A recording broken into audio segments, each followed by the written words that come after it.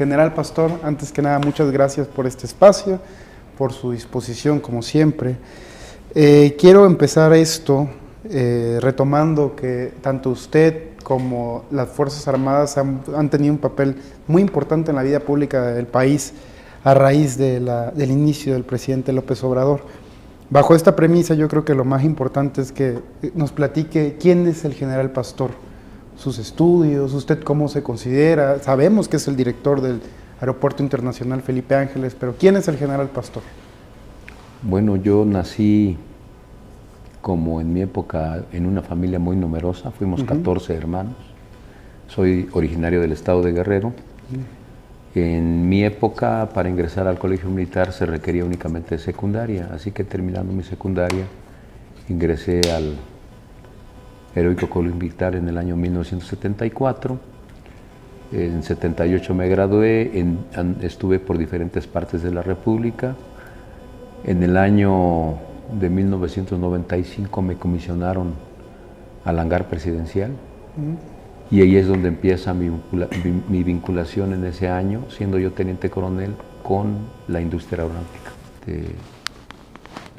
Ordena que me integre yo a un comité para poder administrar este aeropuerto, porque en un primer tiempo el señor presidente de la República ordenó la construcción al agrupamiento de ingenieros militares y después ordena que se administre por la Secretaría, y en ese momento es cuando empiezan a buscar personas vinculadas a la industria de la aviación, y así es como me toca esta comisión. En ese momento era yo parte de un comité, no era ni el jefe del comité. De hecho, no fui el primer director de la empresa. El primer director de la empresa fue el señor general René Trujillo Miranda, y cuando empezó a crecer la misión de administrar más aeropuertos y el Tren Maya y algunas otras unidades administrativas, mi general Trujillo le propuso a mi general secretario de la Defensa Nacional que yo asumiera esta responsabilidad para él poder atender el resto de las misiones encomendadas. Ahora, general, entrando un poco más en materia aeroportuaria, hay muchos mitos sobre el AIFA, muchas noticias falsas, a veces de mala gana, otras por intereses, etcétera, ¿no? Vamos a empezar primero, general. ¿Cuántas personas recibe el Aeropuerto Internacional Felipe Ángeles en un día normal de trabajo, promedio? En este mes de 2024, este primer mes de 2024, tenemos un promedio de 10.200 personas diarias. Nuestro pico máximo ha sido el día 22, el día 22 de enero, hace pocos días, con un flujo de 12.339 pasajeros por este aeropuerto, y el pico de operaciones comerciales, operaciones aéreas, con las aeronaves son 111 en un día, más 31 que son las que se manejan de carga. O sea, andamos por las 140 y tantas operaciones diarias, incluyendo las operaciones de carga. En comparación con enero del año pasado, ¿significa un aumento? Sí, en enero del año pasado estábamos a la mitad. A la mitad de operaciones comerciales, porque carga todavía no. Aunque ya habíamos inaugurado la terminal de carga, pues no habíamos tenido todavía operaciones de manera frecuente, ¿no? Era muy aislado un movimiento de carga. En el aeropuerto de manera regular la carga empieza el 28 de febrero del año pasado y de manera intensa a partir de septiembre del año pasado. Es decir, apenas vamos por el primer semestre, ¿no?, de operaciones aéreas de carga ya frecuentes y con mucha intensidad, porque ya se rebasó la capacidad de la plataforma. Hay 2 días a la semana en que tenemos que andar acomodando los aviones de carga en el área comercial de pasajeros, y por eso es que mi general secretario de la Defensa Nacional nos dio instrucciones de ampliar ya la plataforma de carga y construir más recintos fiscalizados, 6 más. Sobre el área de pasajeros, en 2023, en todo el año, ¿cuántos pasajeros recibió el aeropuerto? Recibimos un total de 2.600.000 pasajeros, arriba, un poco más arriba, 2.6 millones de pasajeros. ¿Y cuánto es la capacidad que tiene el aeropuerto, Jaime? Para 19.5 millones de pasajeros. Okay.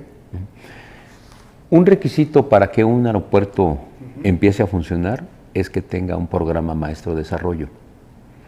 La capacidad máxima del aeropuerto se proyectó a 10 años, así como estamos ahorita. En planeación estratégica está una planeación hasta 2052, donde se estima que este aeropuerto va a llegar a 100 millones de pasajeros. Pero para esto hay que desdoblar la terminal y generar todavía más extensiones del propio edificio terminal que tenemos ahorita. Entonces, si consideramos que estos 20 millones fueron 19.5 al llegar a 20 en el año 2032, es posible que lleguemos antes a ello, ¿no?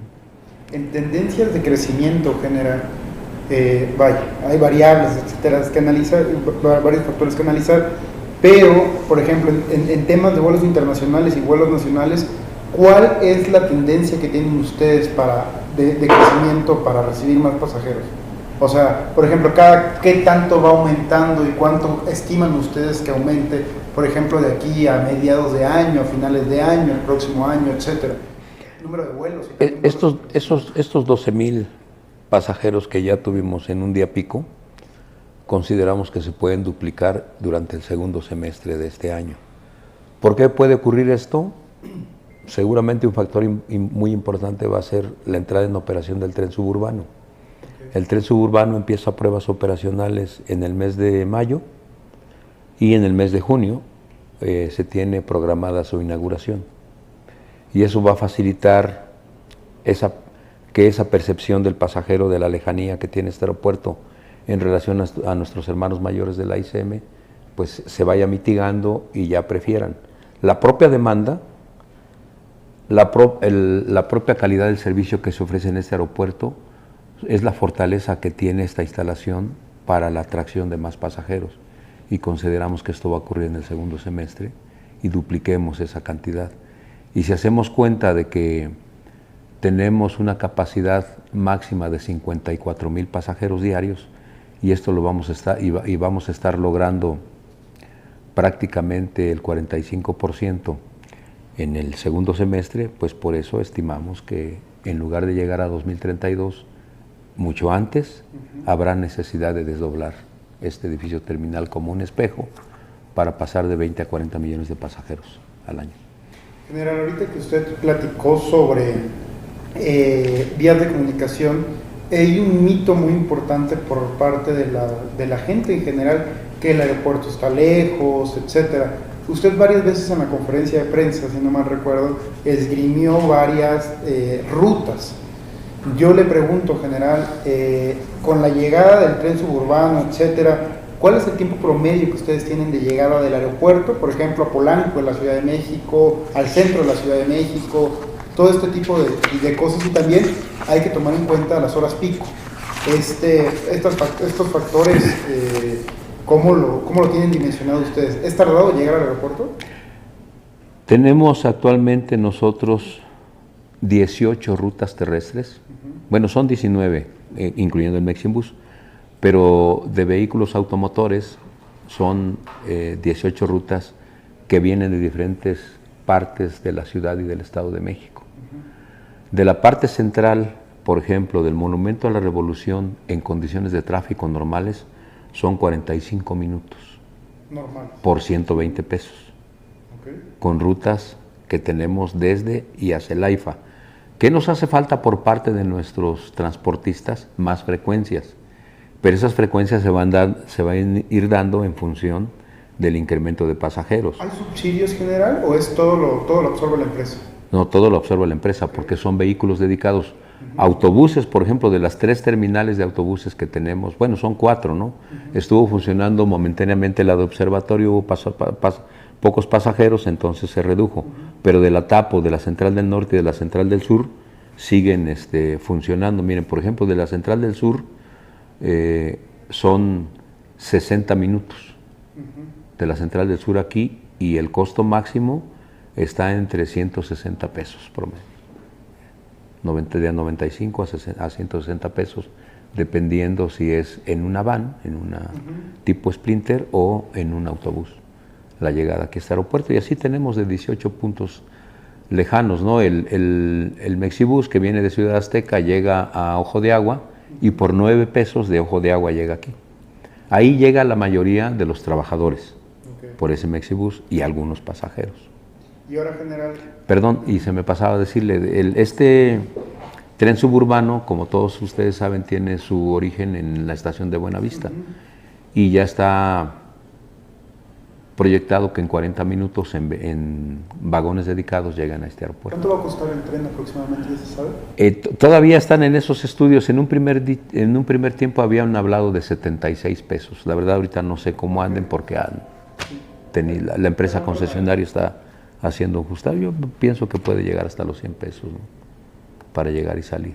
Y bastante eficiente. Ahora, general, como joven hay un tema muy práctico que todos tenemos, que es la solicitud de taxis, de autos por aplicaciones.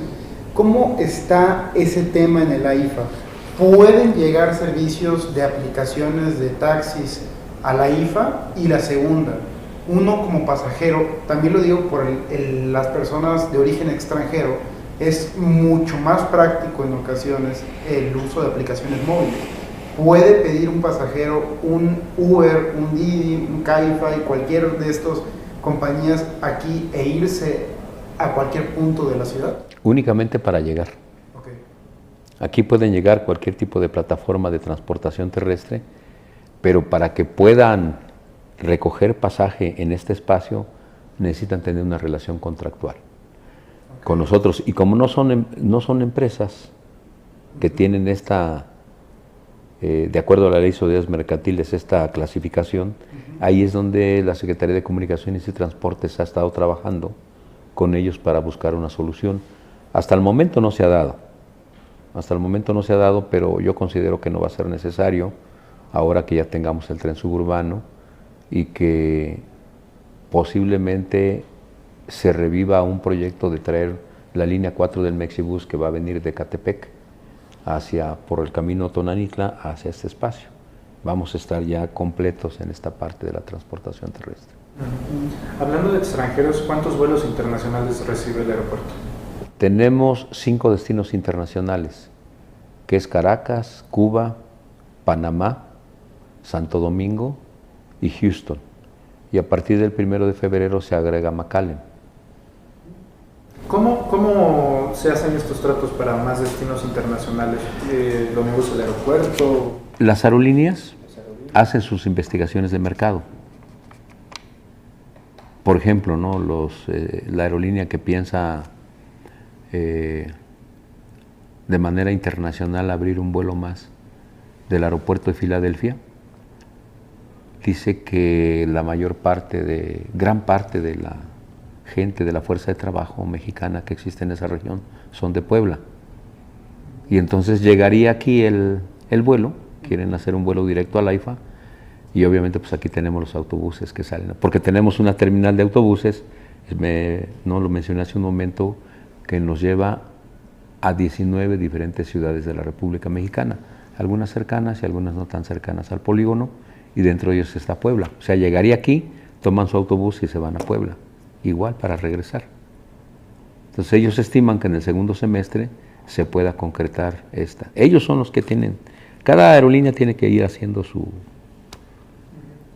investigación. El señor presidente de la República, con esa visión que tiene de apoyarnos como Aeropuerto Felipe Ángeles, el año pasado autorizó que el cuerpo diplomático que nos representa en 189 países se concentrara aquí. En el hotel, aquí enfrente, en el Hotel Odín, tuvimos ese congreso, esa reunión que ellos hacen de manera anual para tratar diferentes asuntos a través de la Secretaría de Relaciones Exteriores, y me dieron un espacio para yo platicarles cómo está funcionando el Aeropuerto Felipe Ángeles. Y ellos nos han ayudado a hacer esa difusión. Y claro, vienen de Colombia, vienen de Estados Unidos, vienen de Canadá, de Alemania, de manera específica a los cónsulos o los embajadores, y les entregamos nosotros unas carpetas técnicas en el idioma correspondiente para que nos hagan el favor de difundirlo hacia las aerolíneas que operan en sus países, pues para ver quién está interesado en llegar acá. Y pues ahí hemos ido caminando poco a poco. En ese mismo sentido, también algunos gobernadores de diferentes entidades de la República Mexicana nos han apoyado a que le soliciten a la aerolínea que abran la ruta. Por ejemplo, el gobierno de Sinaloa fue un factor preponderante para que pudiéramos tener las rutas de Culiacán y Mazatlán. Y ya después, solito el mercado va creciendo, la demanda va creciendo y la aerolínea pues se ve por su naturaleza de negocio a incrementar las frecuencias a esos destinos, ¿no?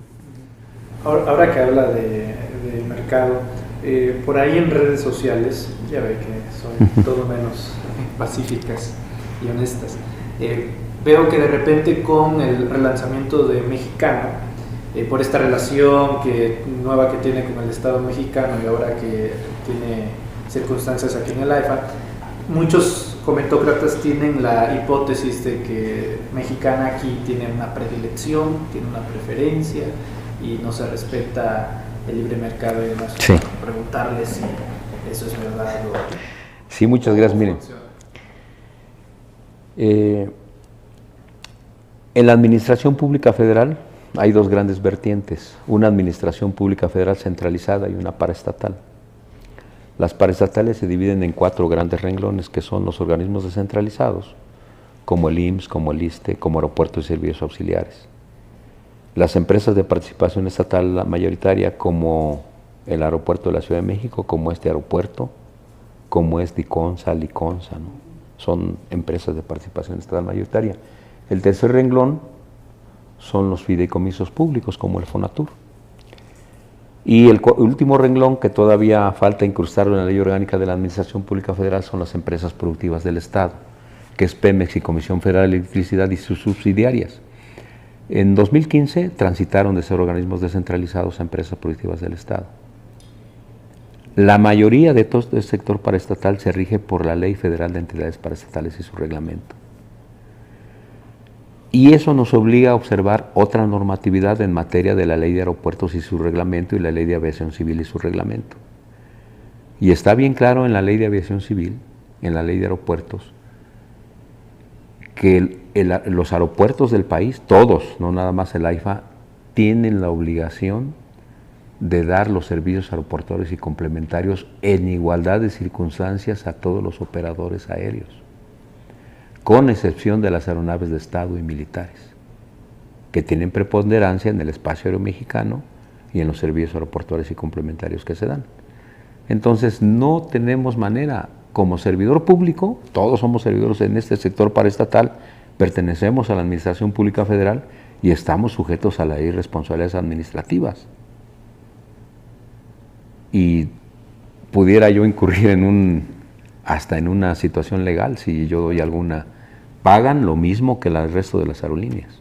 O sea, Mexicana Sí, está obligada sus a mostradores, sus aterrizajes, la revisión de sus pasajeros, sí, lo mismo. Es para todos.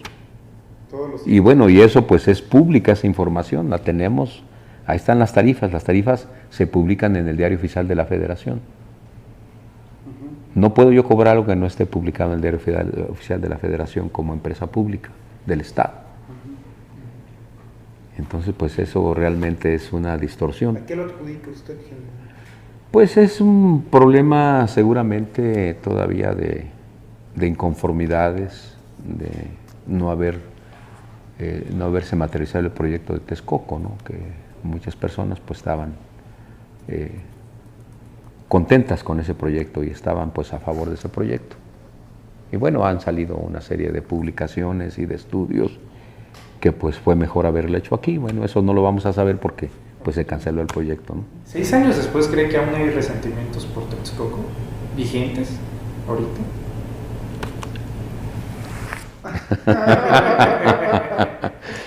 Seguramente que sí, ¿no? Seguramente que sí. Pero no es únicamente, no quisiera entrar yo a esta parte, ¿no? Un poco delicada porque pues nuestro trabajo es completamente técnico y administrativo, ¿no? Ahora, legal, ¿no? Nos comentaba usted en una ocasión que tuvimos ahí en coincidir sobre los estados financieros del Aeropuerto Internacional Felipe Ángeles, los billullos, como diría el presidente, lo que importa, ¿no? Sí. Mucha gente dice que costó mucho dinero, que es muy caro. Usted nos comentaba de que ya se había liquidado lo que costó, estaba a punto de liquidarse. ¿Cómo está ese tema de que ya se ha podido recuperar la inversión de la construcción del aeropuerto? En realidad, el punto de equilibrio del aeropuerto Felipe Ángeles todavía está por alcanzarse en una proyección hasta 2025. Es posible que lo alcancemos este año. En el año 2023, nosotros con ingresos propios cubrimos casi el 70%. O sea, tuvimos casi 1.300 millones de pesos de ingresos y el costo de la operación fue de 2.000 millones de pesos. ¿Ingresos propios qué comprenden? Todos los servicios aeroportuarios, las tarifas que les platicaba, que están publicadas en el Diario Oficial de la Federación, que son servicios aeroportuarios complementarios, que son los aterrizajes, la plataforma, el uso de los pasillos telescópicos, entre la revisión de los pasajeros, entre otros aspectos que se cobran, y los servicios comerciales. Todos los arrendatarios de los locales comerciales tienen que pagar una renta. Cuando esa renta es superada por el 15% de su facturación, nos pagan por facturación. Lo mismo está pasando con los recintos fiscalizados. Los 12 almacenes que se construyeron, más el otro que se denomina recinto fiscalizado estratégico, están dejando de rentas un poco más de 200 millones de pesos al año, de rentas nada más. Ahorita que la carga está subiendo, cuando esa renta de cada uno de los locales, desde los almacenes, rebasen su facturación del 15%, nos van a pagar por facturación. Entonces, por eso es posible que este mismo año 2024 logremos el punto de equilibrio. ¿Y a qué me refería con el costo del aeropuerto? El aeropuerto Felipe Ángeles, de manera intensa, que fue a partir de septiembre, de manera gradual a partir del 28 de febrero, ha transportado 209,000 toneladas de carga. Esas 209,000 toneladas de carga han significado el ingreso recaudatorio de más de 47,000 millones de pesos.